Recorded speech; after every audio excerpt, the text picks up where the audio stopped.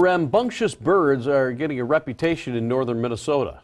Yeah, this is not good maybe for the bird's reputation. Gilbert police responding to reports of birds flying under the influence. Fox 9's Maury Glover looked into this phenomenon today, and this is happening. I have to say this is a new one for me. I had never heard of this You've before. never covered this kind of story. I haven't, but that's why I wanted to cover it. Police in Gilbert, Minnesota say they see this to a lesser extent every year, but they say drunk birds are ruffling a few feathers in this Iron Range town. There are angry birds, and there are scary birds. But have you ever heard of drunk birds? Oh, yeah, they're intoxicated. There's no doubt about it. In Gilbert, Minnesota, about an hour north of Duluth on the Iron Range, the police department says it's gotten about a half dozen reports of birds that appear to be under the influence, flying into windows, cars, and acting confused. The department believes the birds are getting tipsy from eating fermented berries caused by an early frost. And many birds haven't migrated south for the winter yet, so the problem seems to be more widespread than in previous years. We've kind of nicknamed it berry benders now.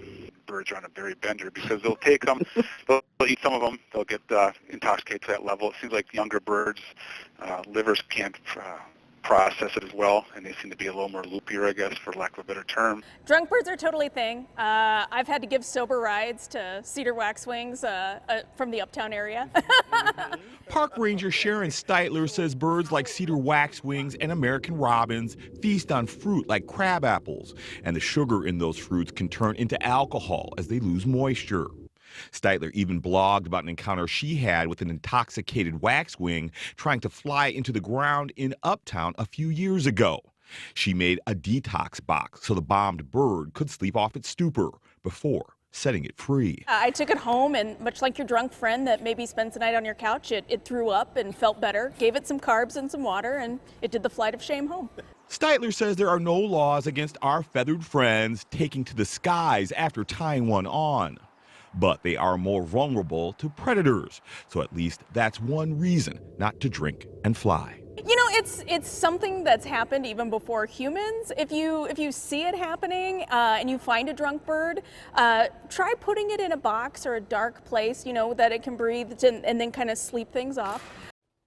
Now, Steitler says she usually sees birds who are under the influence more frequently late in the winter or the early spring, and so this early in the year is unusual, but I guess, guys, it gives the term drunk tweets a new meaning. You're right about that. We thought somebody came up with it recently. I guess it's been going on forever. Yeah. We just want these guys to just get home right. safely, you know? All right. It would be a little scary. You have birds like flying in your windows or in your car. That would feel a little I weird. guess you could build a sober birdhouse. That's right. That's right. All right. Thank you so much, Maury.